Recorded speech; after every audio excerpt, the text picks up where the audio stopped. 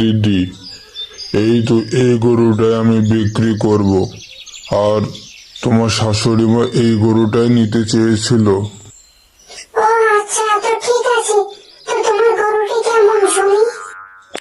কি বলবো দিদি, আমার গরুটা না খুবই বুদ্ধিমান, মানুষকেও হার মানাবে।